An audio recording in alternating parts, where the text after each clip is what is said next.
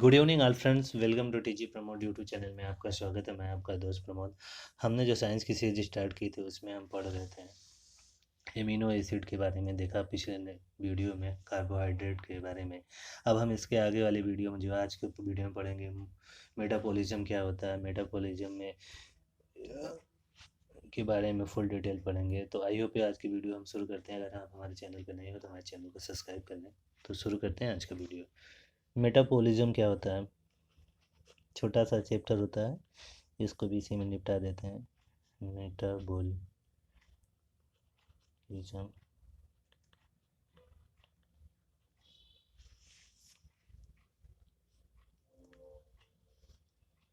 Metabolism को कहते हैं उपापचय। उपापचय हिंदी में से बोलते हैं उपापचय। मेटाबॉलिज्म अंग्रेजी में, इसको याद रखें। मेटाबॉलिज्म जो होता है ये दो प्रकार के होते हैं। ये दोनों देखते हैं कैसे वर्क करते हैं मेटाबॉलिज्म। मेटाबॉलिज्म जो होता है, एक होता है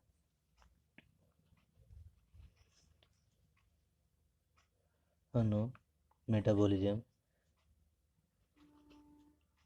बोलिज्म, अनोबोलिज्म। अनोबोलिज्म एक होता है, दूसरा होता है कटाबोलिज्म। कटाबोलिज्म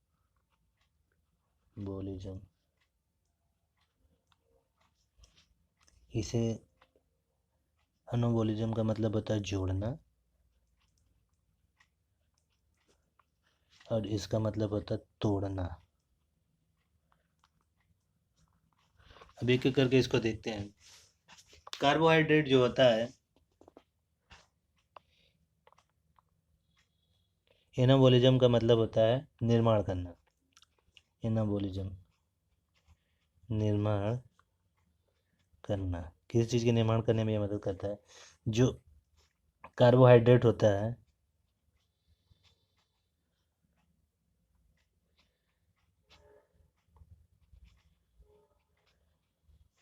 कार्बोहाइड्रेट से निर्माण के लिए, कार्बोहाइड्रेट मतलब ऊर्जा, ऊर्जा निर्माण के लिए 28 एटीपी की जरूरत पड़ती है। तो ये जो होता है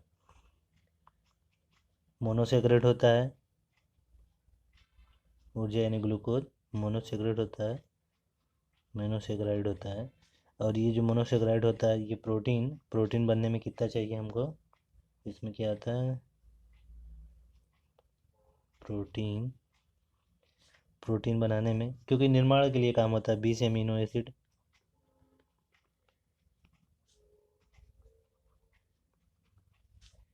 ये बॉडी को क्रिया तेज होती है बॉडी में, नहीं धीरे धीरे होगा तो फिर कार्बोहाइड्रेट बनेगा नहीं, एनर्जी मिलेगा नहीं, एनर्जी नहीं मिलेगा, प्रोटीन सही से नहीं बनेगा, तो बॉडी में इंसान धीरे धीरे कमज़ोर हो जाएगा। क्रिया तेज होना चाहिए। एनाबोलिज्म की क्रिया बॉडी में तेज होना चाहिए क्योंकि बना रहा है। और जो कटाबोलिज्म होता है, कटाबोलिज्म जो होता है इसका काम होता है तोड़ना, जैसे पाचन का काम करता है। पाचन का भोजन भोजन तोड़ फोड़ के उसमें से ग्लूकोज में बदलना।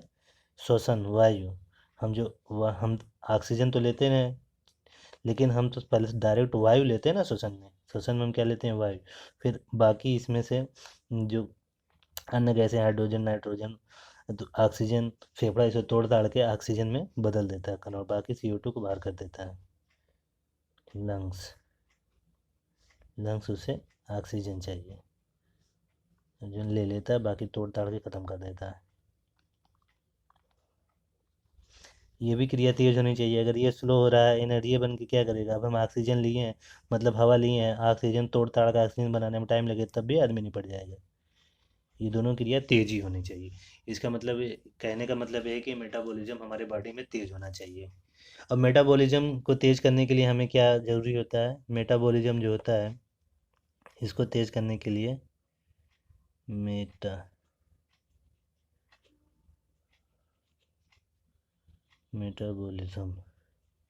मेटाबॉलिज्म को तेज करने के लिए बॉडी में हमें सिर्फ दो चीज़ इस्तेमाल होती है तेज करने के लिए, मतलब इंक्रीज करने के लिए। एक होता है एंजाइम। मेटाबॉलिज्म को तेज करना है तो एंजाइम को बढ़ा दो, और दूसरा बढ़ा दो हार्मोन्स। बस खुद ही मेटाबॉलिज्म बहुत तेज़ी से होने लगेगा। तो क्या क्या बढ़ा दो, एंजाइम और हार्मोन्स। अगर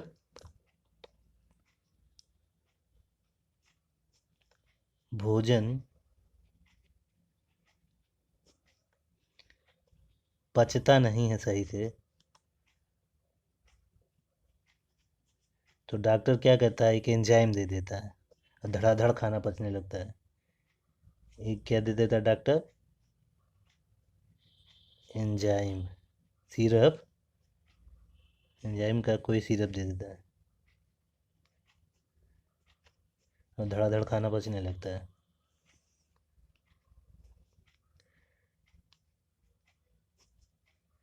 पचाने के लिए syrup,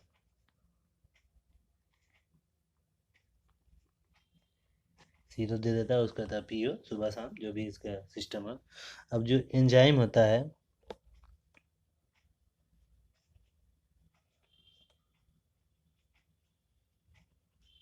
enzyme plus hormones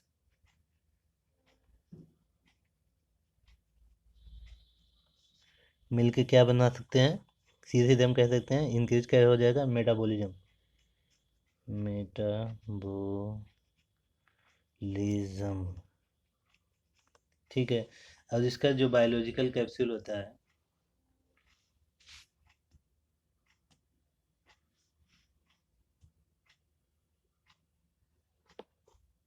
biological, उसे क्या कहते हैं, काइटिल।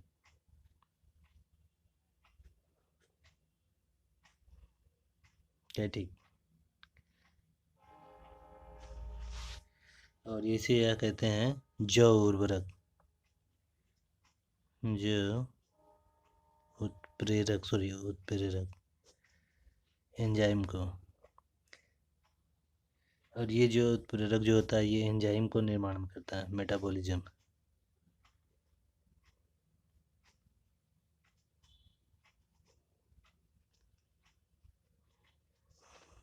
निर्माण।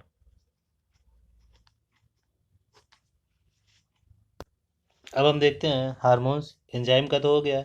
एंजाइम को क्या कहते हैं, जो उत्प्रेरक कहते हैं। ये मेटाबॉलिज्म के निर्माण करता है, निर्भर करता है, निर्माण नहीं, निर्भर करता है। अब देखते हैं हम हार्मोन्स। हार्मोन्स किस पर डिपेंडेंट होता है,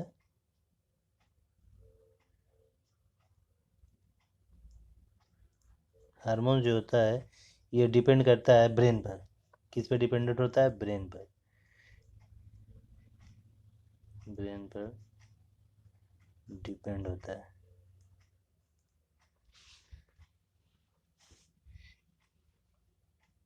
तो इसमें जो प्रोटीन होता है, प्रोटीन में क्या क्या पाया जाता है,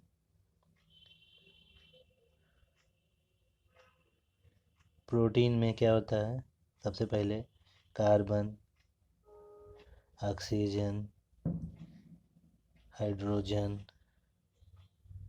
नाइट्रोजन। तो एग्जाम में पूछेगा, एक इमेज बना के इससे, यह पूरा प्रोटीन, प्रोटीन के अंदर क्या होता है, एंजाइम, एंजाइम के अंदर क्या होता है, और क्या होता है, हार्मोन्स। तो एग्जाम में एक कंडीशन देगा, फजल में कंक्लूजन, कि सभी एंजाइम प्रोटीन है।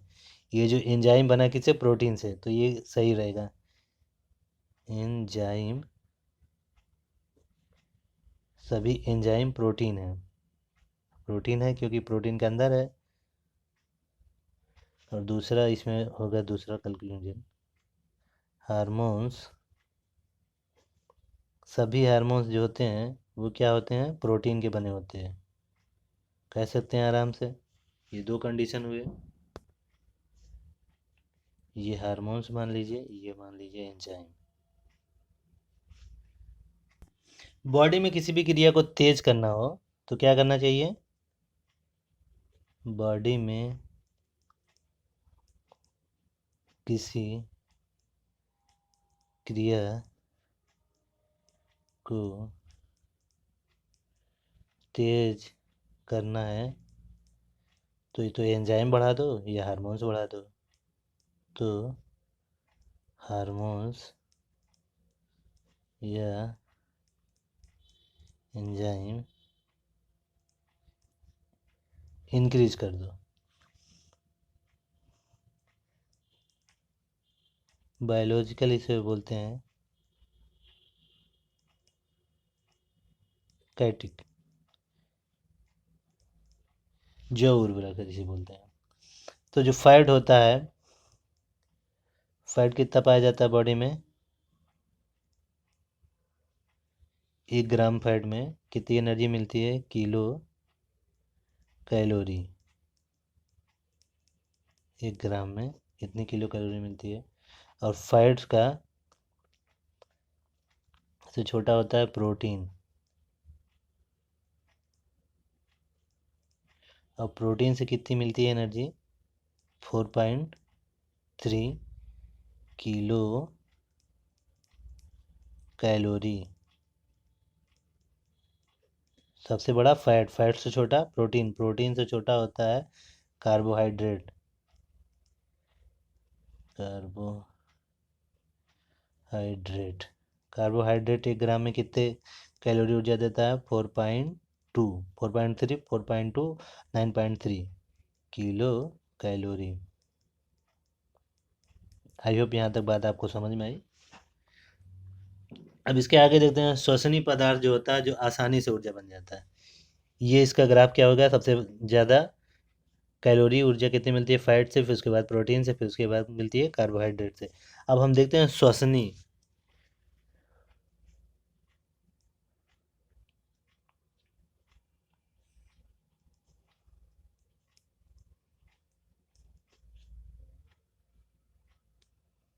श्वसनीय पदार्थ जो आसानी से हो जाए, श्वसनीय पदार्थ आसानी से, जो हमें आसानी से ऊर्जा देते हैं। तो सबसे पहले जो हमको आसानी से ऊर्जा देगा उसको क्या कहते हैं? कार्बोहाइड्रेट, क्योंकि ये ग्लूकोज का एक रूप होता है। फिर उसके बाद क्या देता है ऊर्जा जो हमको? वसा। फिर उसके बाद क्या देता है? प्रोटीन, आसानी से।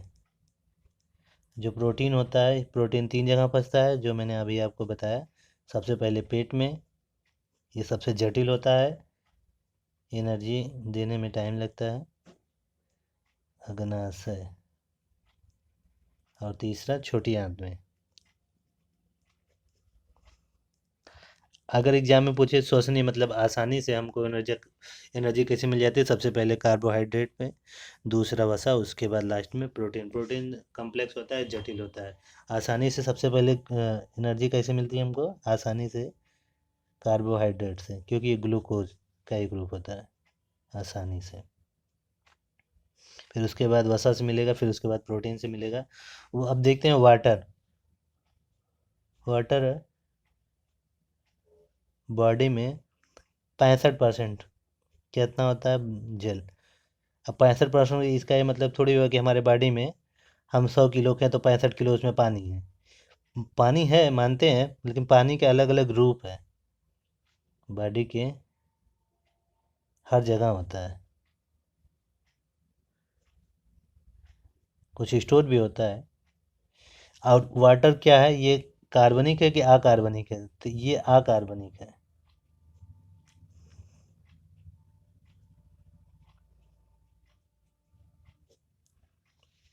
अब देखते हैं मिनरल्स। मिनरल्स क्या होता है?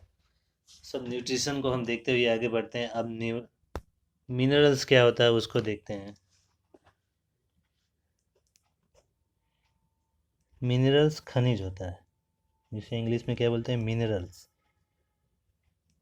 मिनरल्स, इसे हिंदी में क्या बोलते हैं? खनिज। मिनरल्स टोटल कितने होते हैं? 24। मिनरल्स कितने होते हैं? 24। मिनरल्स जो होता है ये क्या होता है? ये अकार्बनिक है।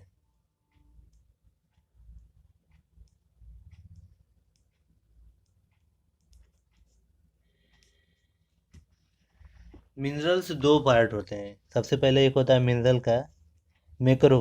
मैक्रो मतलब होता है बृहद, माइक्रो नहीं, मैक्रो। मैक्रो, मैक्रो को कहते हैं बृहद, यानी बड़ा। मैक्रो क्या है उसको देखते हैं। मैक्रो में क्या क्या आता है। मैक्रो में आता है सबसे पहले कार्बन, बहुत ज़रूरी है बॉडी को। फिर फास्फोरस, फिर कैल्शियम, फिर उसके बाद सोडियम, कैल्शियम, फास्फोरस,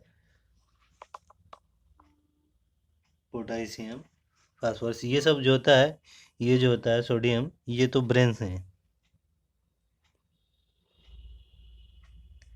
और ब्लड, ब्लड का ये क्लॉटिंग में, और ब्रेन में जो खाली गैप होता है वो उसमें सोडियम ही भरा रहता है, दिमाग को हरा हरा रखने के लिए शरीर को ये ज़्यादा जरूरत पड़ती है। तो एग्जाम में ज़्यादा जरूरत वाला नहीं पूछता, लेकिन जानते रहिए शरीर को ये ज़्यादा ज़रूरत है। ये था मैक्रो। अब देखते हैं माइक्रो के बारे में। मैक्रो देख लिए, अब दूसरा जो होता है मिनरल्स, उसे कहते हैं माइक्रो। माइक्रो, माइक्रो ये शरीर को बहुत कम जरूरत पड़ती है, लेकिन अगर कमी हो जाती है तो बीमारी बड़ी डेंजर हो जाती है। इसे माइक्रो को क्या हिंदी में बोलते हैं, सूक्ष्म। तो इसमें क्या क्या पाया जाता है। नंबर एक, आयोडीन। आयोडीन, आयोडीन की कमी जैसे बॉडी में होगी तुरंत बीमारी तैयार है, घेघा। कौन सी बीमारी, घेघा, गलाघोटू। और दूसरा सबसे कम, अगर शरीर में लोहा की कमी हुई, मतलब आयरन, आयरन की कमी हुई तुरंत हो जाएगा एनीमिया। आदमी धम धम गिरने लगेगा, एनीमिया बीमारी, डिजीज। उसके बाद जो होता है जिंक। जिंक तो काम इंसुलिन का करता है। जैसे जिंक की शरीर में कमी हुई, इंसुलिन, तो आदमी को क्या हो जाएगा, शुगर। तो क्या हो जाएगा, जिंक की कमी बॉडी में हुई तो इंसान को क्या हो जाएगा, शुगर। कितने खतरनाक है, बहुत बारीकी है, बहुत कम जरूरत पड़ती है, लेकिन ज़रूरत भले कम है, कम ज़रूरत, लेकिन बहुत उपयोगी है। इनकी कमी हुई, धड़ाधड़ बीमारी बनेगी। आयोडीन की कमी हुई तो अंधघेघा बन जाएगा, और लोहे की कमी हुई तो एनीमिया। उसके बाद जिंक की कमी हुई तो तुरंत हो, उसको इंसान को हो जाएगा शुगर। अब देखते हैं कि ब्लड में कैसे काम करता है। ब्लड जो होता है, ब्लड, ब्लड में क्या होता है, आरबीसी। आरबीसी के अंदर होता है हीमोग्लोबिन। हीमोग्लोबिन के अंदर होता है आयरन। ये ब्लड का स्ट्रक्चर होता है।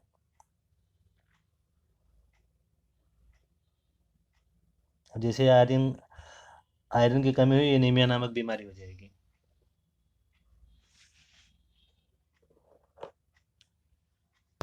अब इसका जो लास्ट वाला पड़ता है, बचता है रसेज। रसेज क्या होता है उसको भी देखते हैं। रसेज,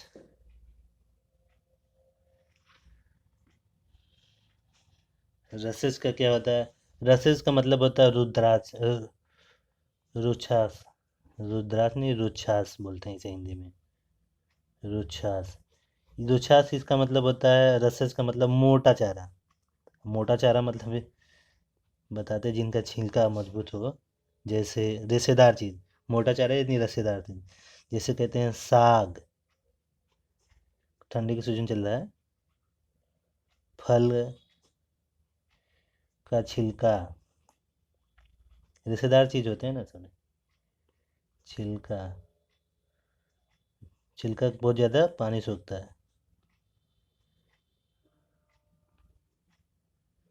क्या करता है, पानी सोखता है। ये ज़्यादा ज़रूरी नहीं है शरीर को।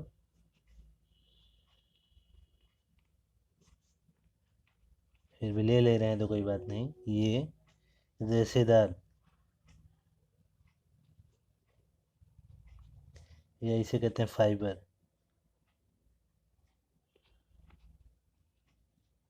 फाइबर का बना होता है। तो ये था जो वीडियो हमारा न्यूट्रिशन का था, जिसमें हम बहुत सिंपल और आसान तरीके से आपको समझाने की कोशिश की। आई होप जरूर आपको समझ में आया होगा। प्यारा सा वीडियो। अगर हमारे चैनल पे आप नए थे तो चैनल को अच्छा लगा हो तो चैनल को सब्सक्राइब कर लें। मिलते हैं नेक्स्ट वीडियो में, तब तक बने रहिए टीजे प्रमोद यूट्यूब चैनल पर। Thank you for watching my video.